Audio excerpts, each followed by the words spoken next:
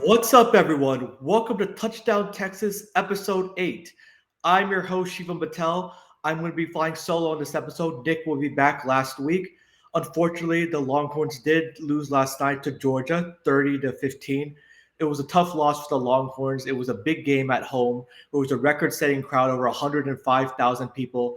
Texas was ranked number 1 in the country. Georgia was ranked number 5. And we were really feeling good coming into this game, thinking that Texas has a real shot of winning this game and really, setting themselves apart from the rest of the SEC. But unfortunately, that did not happen. And Georgia looked like the better team. They played like the better team, and they were able to get the victory in DKR last night. So before I start breaking down the game, I just wanted to, shout out the Texas X's Atlanta chapter. It was a fun watch party last night. We had a great time. There was a lot of energy, a lot of support for the Longhorns despite them taking the loss last night. So shout out to that, to them for a great time. And be sure to follow us at touchdown_Texas on Twitter, YouTube, and Instagram. And be sure to subscribe to our YouTube channel and follow us on TikTok.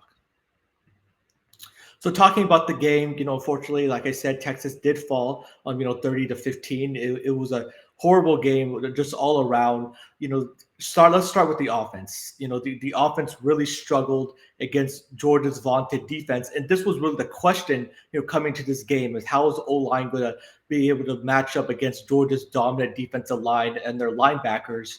And they did not pass the test very well. The offense was really outside of the first drive, like they started out well. That first drive, they got a couple first downs. They're moving the ball well. And where it really started going south for the offense was Quinn Ewers was in the pocket, and he had a check down pass to Trey Wisner. And there was a bunch of open grass ahead of Wisner if he caught the ball, but he dropped it. And that was a bad sign for things to come for the Longhorns, because after that killed that drive. And since then, the offense really stagnated throughout the game, and we're not able to get any real momentum.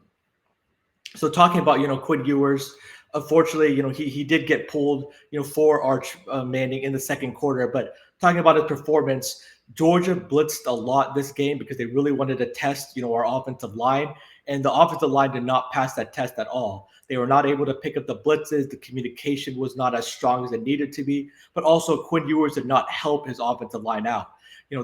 His hesitancy in the pocket from 2 years ago came back. He looked uneasy in the pocket. His pocket presence wasn't the best. He had happy feet. He looked unsure of himself where the blitz was coming and which read that he should go to. So Quinn's uneasiness in the pocket, ineffective play, also contributed to the offensive line struggles. And at times, when Quinn did have a clean pocket, he left the pocket too early, and those Georgia linebackers are too fast, and they were able to make up ground very quickly.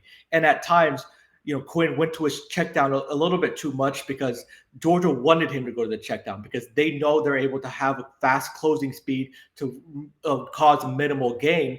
He had intermediate routes, in the middle. He had curl routes, shallow crossing routes, but instead he was going to the check down too much, in my opinion.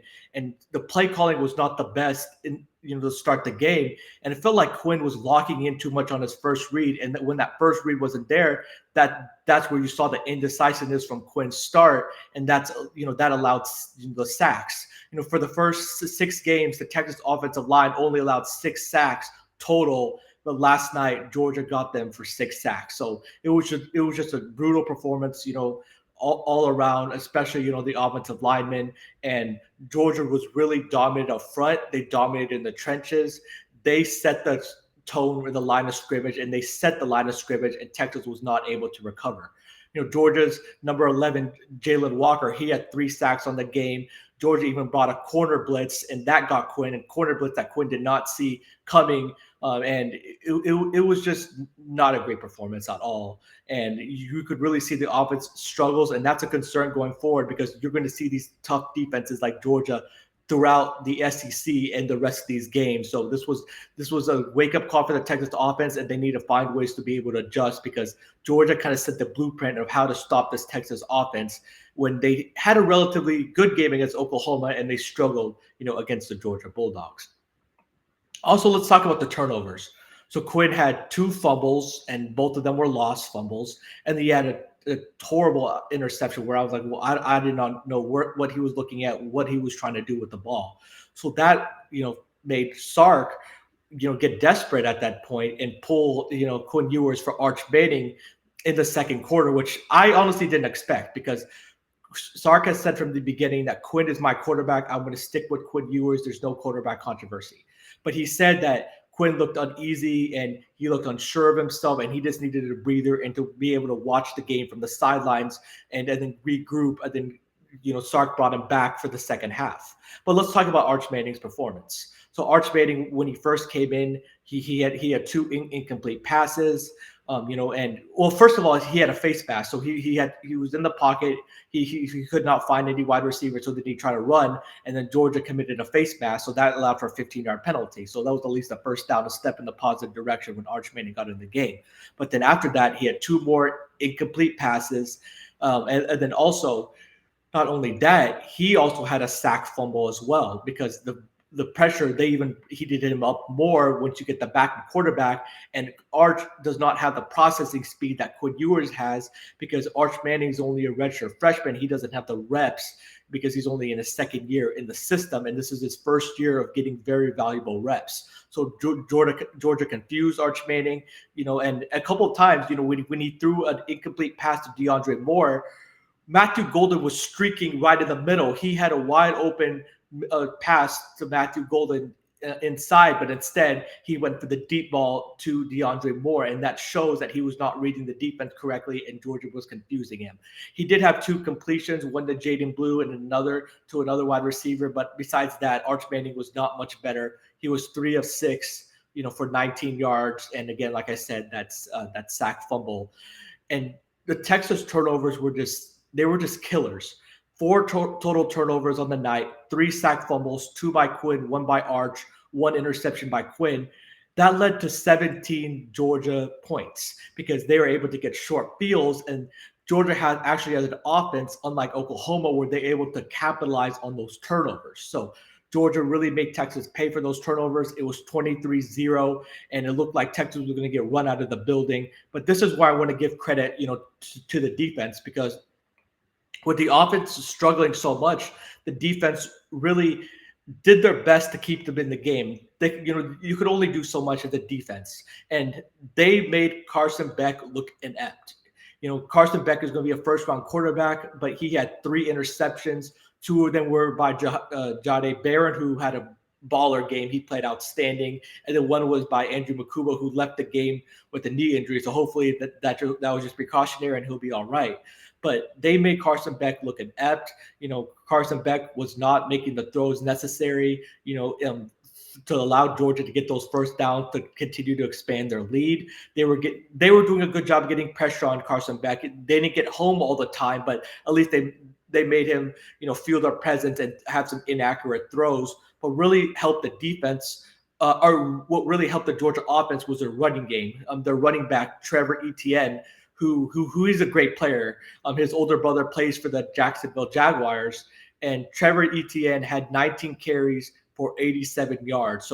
And 3 touchdowns. So he was basically Georgia's offense. And I thought they should have fed him the ball even more because Texas really had no answer, for Trevor Etienne, and he was getting those tough yards. He was beating Texas with their speed, and Texas had more missed tackles on defense than I've seen from the previous weeks, and that was a last year or 2 years ago problem, and that kind of came up again, in this game. The missed tackles, Georgia was able to get some extra yards after contact, which really hurt the Texas defense. But all in all, it was 23-0 at halftime, and Georgia only scored 1 more touchdown in the second half. So the defense did a great job of at least holding Georgia, at bay a little bit. Baron Terrell had a great game. He was all over the field, getting tackles for losses, getting a lot of pressure plays, at least on Carson Beck. So did Alfred Collins. He played well. And then the secondary, Jahdae Barron had 2 interceptions. So I think the Texas defense is a positive, coming out of this game because they could have folded, they could have break because they saw their offense was not helping them out, but they held their own enough where Georgia's offense couldn't get it going as much in the second half as they were in the first half to allow them to extend the game. So shout out definitely, to the Texas defense, and they're going to need to continue to play well until the offense figures out how to overcome, a performance like this, because this was unexpected, because the offense, they struggled against Oklahoma, but at least they got it going, in the second half. Well, in the second half, the offense, started to get it going a little bit. Isaiah Bond caught a touchdown pass. Jaden Blue, caught a touchdown pass. Like, the wide receivers were good last night. Just the quarterbacks put them in tough situations. Like, I didn't see any drops for the wide receivers as much as I did, the previous, years. So the wide receivers were catching passes when the quarterback was able to get out of the pocket and make clean throws. But the Georgia defense made Texas really one-handed because they took away the running game of Trey Wisner. Like, Texas only had 29 total yards of rushing. So that makes it tough. Makes it basically you have to become one-dimensional. And Sark basically abandoned the running game because Texas had no choice, because you were down by so many points, 23-0. You had to pass the ball in order to come back on this Georgia team. So the running game was basically out of the question. And Georgia was, heating, Quinn up, and they were keeping everything in front of them. Texas couldn't get on the deep ball, so they were throwing short to intermediate routes, and Georgia was making the tackles in space by not allowing the big games that can break the game open. So even when Texas scored, those drives were very methodical, and Quinn did play better in the second half. I have to give him credit for that. And Sark even said that, like, the third quarter was his best quarter. He looked a little bit more comfortable. He looked like he regrouped a little bit. Yes, the pressure was still getting to him, but at least he was making halfway decent throws to his wide receivers. Not the level that he was showing against Michigan early in the year, but at least it was better than it was in the first half. So at least giving his wide receivers a chance. That's all you wanted, is to give them a chance to make a play. And he was doing a better job of that, in the third quarter. Maybe it was just because Georgia was blitzing too much and leaving their cornerbacks one-on-one on the island, but still, and in the second half, Quinn was getting the ball out quicker and making more decisive decisions, and even though he still got sacked and he was still feeling that pressure, at least he knew where to go a little bit better. And that was Sark scheming him up and making those adjustments, at halftime. And Texas did score 2 touchdowns in the second half, and Quinn threw a pass to, Jaden Blue for a touchdown, threw a pass to Isaiah Bond, and they did get a 2-point conversion. So they made it interesting, when it was in 30-15, it was a 2-possession game, and the Texas defense got a huge interception from Jahdae Barron and put Texas in great field position. But there was controversy because the refs threw a flag, which should not have been a flag, because the wide receiver initiated the contact on the DB, which was Barron, but they thought that Barron was holding the wide receiver. So it was a horrible call, but at least, the refs huddled together, reconvened, and they changed the call. And it wasn't the best look that Texas fans were throwing beer cans and water bottles on the field, interrupting the game. But at least the refs made the right call, which was no call to give the Texas the ball back in the red zone, and they did score to cut the game to 30-15. But then after that, Georgia went back to the running game, which I thought they abandoned in the third quarter, and they started salting the game away with Trevor Etienne, and then Texas had to commit more men to the box, which allowed for one-on-one opportunities on the for the tight ends, either the linebackers or the corners. So then Carson Beck started going the short passes for first downs, and then that's what allowed Georgia to score a touchdown and put the game away at 30-15. So it was a tough night altogether, for the Texas Longhorns, especially on the offensive side of the ball. But I thought, at least I'm encouraged by the fact that they did not give up. They continued to fight. They continued to play. The crowd was trying to pump them up throughout the game. The crowd tried to give them energy, but they could only do so much.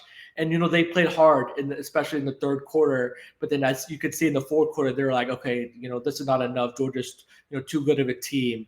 And this is just too much to overcome, on this night.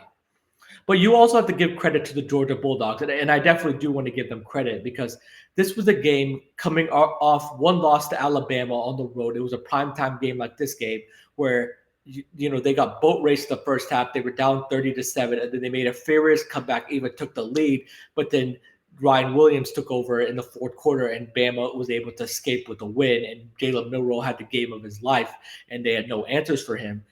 Georgia could not afford another loss in in this season, if they want to achieve their dreams of making it to the SEC championship game and making it to the playoffs, because they already had one loss. So Georgia came with a sense of, of of wanting to make sure that this does not define their season, and they were the more desperate team coming into this game, because they knew that they had to lock in and they did not have much margin for error. So Georgia played like the desperate team. They played, they were more physical. They were bigger, faster on both sides of the ball. They looked like the typical Georgia team that won those back-to-back championships in 21 and 22. And that happens when you have like 4 or 5 straight number one or number 2 recruiting classes, because you continue to build up that talent on both sides of the ball. And Texas saw a real SEC team in the Georgia Bulldogs. Yes, Oklahoma's defensive line is good, but Georgia's was on another level. And Georgia played hard, played aggressive, both sides of the ball. Kirby Smart, who's known for motivating his guys, really, you could tell during the week that he was motivating those guys. And Georgia came more ready to play than Texas in this game. And maybe the stage was too bright for the Texas Longhorns in comparison to Georgia, who's been on the stage multiple times. A lot of those same players have been on the national championship team. They have a more veteran team than the Texas Longhorns. And just the atmosphere may have been, too big for the Texas Longhorns, because, game day was there this morning. It was a record-setting crowd. All the panelists on the game day, picked the Texas Longhorns.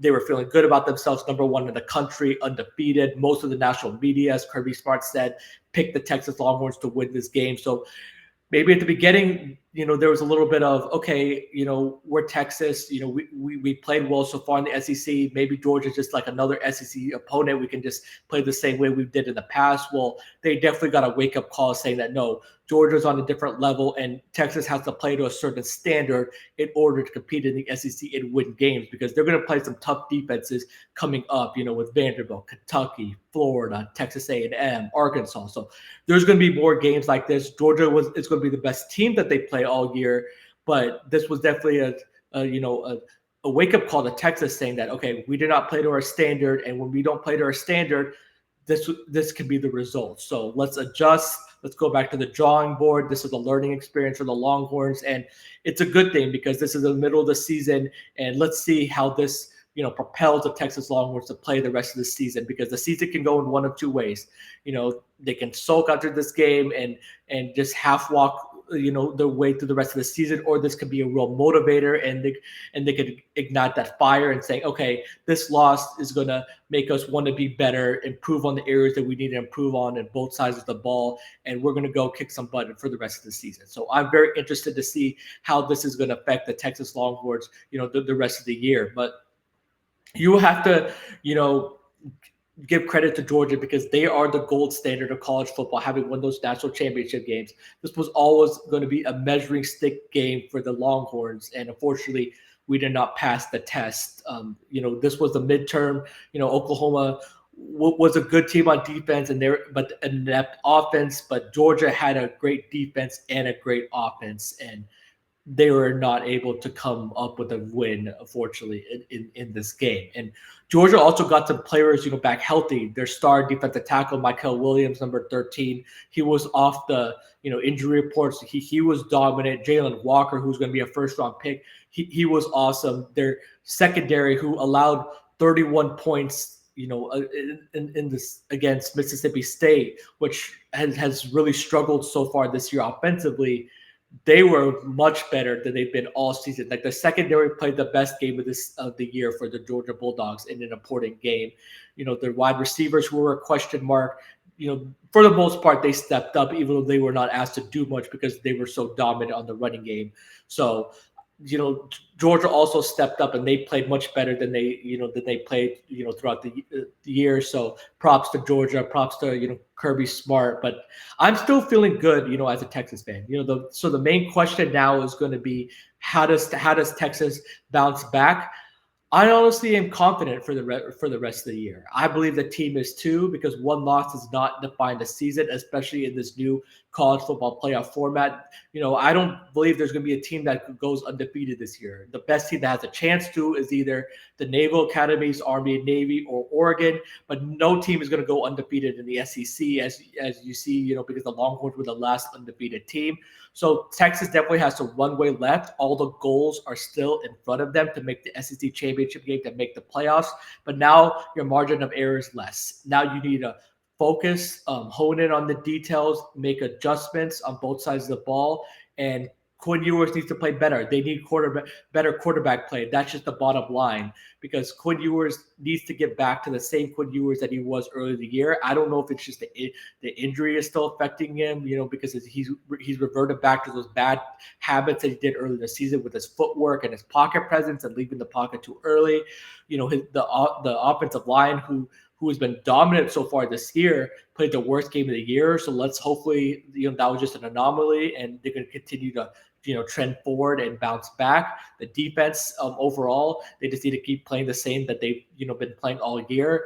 And special teams needs to continue to be a positive and make a positive impact on this team. So hopefully Sark has better play calling and a better plan, especially in the first quarter, because that's two straight games where the Texas Longhorns have started slow, and that's affected, and that's affected them, made the game closer than it should have been. Luckily, Oklahoma's offense is not really good, so it was not as big of a deal against Oklahoma. But as you see against Georgia, it made an impact. So Sark's play calling needs to be better, on the first couple of drives in the first quarter. I believe they need to go to the run game earlier. Jaden Blue did not have a carry. Trey Weiser had 15 carries, but he was not as effective, the same Trey Weiser that he was, in the last game. But that has to do a lot with the, Georgia defensive line. And when they did go to the run game, I did not like the fact that they were trying to run between the tackles in the middle. Georgia's defensive tackles are too physical, too tough, too aggressive, and they were shedding off blocks on our offensive line. I would have liked them to attack Georgia on the outside like they did against Michigan, and put those Georgia linebackers, put those Georgia secondary players in space, and that's how they should have attacked them.